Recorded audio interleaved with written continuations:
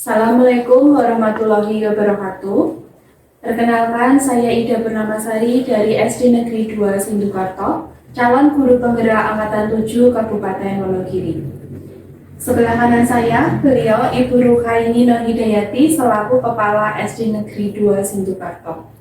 Pada kesempatan kali ini, saya akan berbincang-bincang dengan beliau guna memenuhi tugas demonstrasi kontekstual modul 3.1 terkait pengambilan keputusan berdasarkan nilai-nilai kebajikan. Selamat siang, Bu Nur. Selamat siang, Bu Ida. Bagaimana kabarnya hari ini, Bu? Alhamdulillah sehat. Terima kasih atas kesempatan yang diberikan untuk berbincang-bincang kali ini, ya, Bu. Ya. Mungkin langsung saja, Bu Nur. Untuk pertanyaan yang pertama, selama ini bagaimana Ibu dapat mengidentifikasi kasus-kasus dilema etika maupun rujukan moral? Setahu saya, dilema etika itu adalah kasus yang benar melawan benar atau yang tidak melawan hukum, gitu. Sedangkan rujukan moral adalah kasus yang salah melawan benar atau yang melawan hukum atau melawan peraturan. Baik, Bu. Lalu selama ini bagaimana Ibu menjalankan pengambilan keputusan di sekolah ini, Bu? Terutama untuk kasus-kasus di mana ada dua kepentingan yang sama-sama mengandung nilai kebajikan. Tentunya sebelum saya mengambil keputusan, saya harus menimbang terlebih dahulu secara matang mana yang paling benar dan mana yang menguntungkan banyak pihak. Oke, lalu ada langkah-langkahnya, Bu, atau prosedurnya seperti apa yang biasa Ibu lakukan? Sebelum mengambil keputusan, saya tentunya akan menentukan langkah-langkahnya, yaitu pertama akan mengumpulkan fakta siapa yang terlibat dalam kasus tersebut, kemudian akan menganalisis dan mengambil alternatif atau solusi dalam mengambil keputusan. Setelah itu saya akan merefleksi, melihat apakah keputusan saya itu sudah benar atau tidak. Luar biasa sekali, Ibu. Hal-hal yang Ibu anggap efektif dalam mengambil keputusan pada kasus-kasus dilema etika ini, Bu. Menurut saya yang paling efektif dalam mengambil keputusan yaitu melibatkan berbagai pihak dengan jalan musyawarah. Pak, ada tantangannya, Bu, untuk pengambilan keputusan pada kasus-kasus dilema etika ini? Tentunya ada. Dalam mengambil keputusan dilema etika, ada nilai kebajikan yang bertentangan dengan aturan-aturan yang berlaku. Lalu kalau seperti itu, apa mungkin benar memiliki jadwal tertentu untuk menyelesaikan kasus dilema etika, atau malah langsung menyelesaikan itu saat itu juga, atau bahkan di tempat itu juga, Bu? Untuk menyelesaikan kasus dilema etika tidak ada jadwal tertentu, namun untuk kasus yang berat tentunya saya harus tidak langsung menyelesaikan masalah, tetapi dengan mengumpulkan data, melakukan prosedur yang berlaku yang di atas tersebut. Tetapi untuk kasus yang ringan, saya akan langsung menyelesaikan saat itu. Baik. Tentunya ada faktor-faktor atau seseorang yang mempermudah panjenengan dalam ini, ya, Bu, dalam pengambilan keputusan kasus-kasus dilema etika. Mungkin bisa dijelaskan, Bu? Ada faktor-faktor dalam penyelesaian kasus dilema etika, yaitu yang terutama warga sekolah, pastinya ya guru, siswa, stakeholder, mungkin wali murid atau warga sekitar sekolah. Dari semua yang Ibu sampaikan, mungkin ada pengalaman yang Ibu dapat, yang Ibu petik dari penyelesaian kasus-kasus tadi, Bu? Tentunya ada, Mbak. Pengalaman atau ilmu yang saya petik, saya dalam mengambil keputusan, saya harus memperlakukan sifat adil dan bijaksana dalam mengambil keputusan tersebut, agar tidak ada pihak yang dirugikan.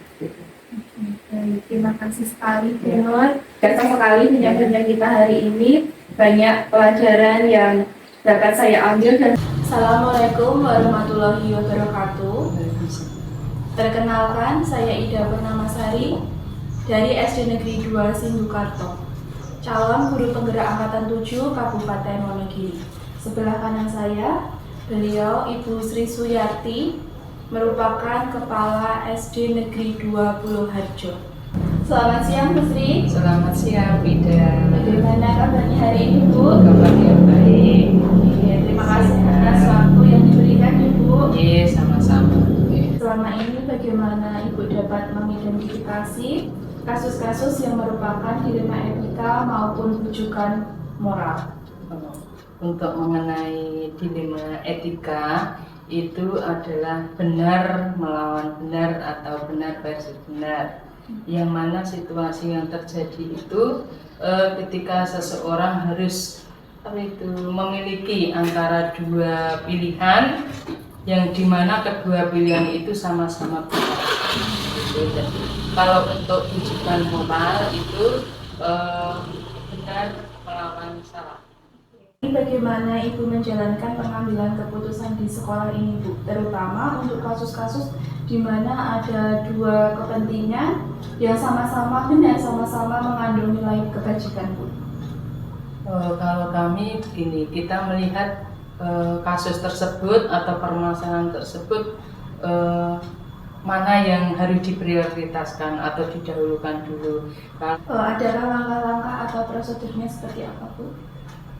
Langkah-langkah kami, kita menganalisis atau melihat kasus itu seperti apa, mengidentifikasi, terus tindak lanjutnya itu kita mengajak teman-teman kita, masalahnya kita utarakan, terus jalan apa yang harus kita tempuh, kita musyawarahkan bersama, kita diskusikan bersama untuk mencari jalan yang mendekati kebenaran untuk permasalahan itu.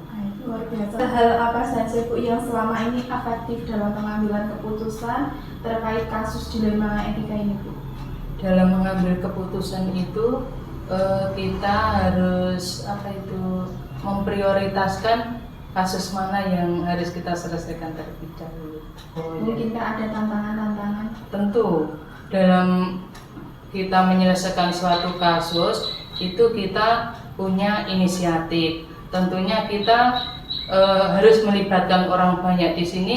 Mungkin kalau kita itu dapat menyelesaikan kita sendiri, kita selesaikan. Tetapi toh nanti kalau tidak dapat kita selesaikan, kita tetap melibatkan guru-guru. Kalau toh nanti sudah melibatkan guru-guru itu belum terselesaikan juga, kita melibatkan komite. Setelah komite, kalau kita toh itu nanti hasilnya juga belum terselesaikan, kita keluar atau kerjasama dengan stakeholder yang ada kaitannya dengan pendidikan tersebut. Juga membuat jadwal tertentu mungkin untuk penyelesaian kasus, atau malah lebih ke ini, Bu, lebih ke penyelesaian saat itu juga mungkin langsung di tempat atau bagaimana, atau dibuat jadwal khusus terlebih dahulu? Kita untuk membuat jadwal itu tidak, tapi kita melihat dulu kasusnya. Kalau kasusnya itu segera diselesaikan atau mungkin bisa diselesaikan hari itu juga, kita selesaikan. Tetapi kalau nanti belum bisa terselesaikan untuk hari itu, kita membuat tahapan-tahapan. Apa saja, Bu, faktor-faktor yang mempermudah atau mungkin seseorang yang membantu panjenengan dalam pengambilan keputusan terkait kasus dilema etika? Ya, faktor-faktornya itu kita harus kolaborasi dengan berbagai pihak. Jadi untuk hasilnya biar maksimal.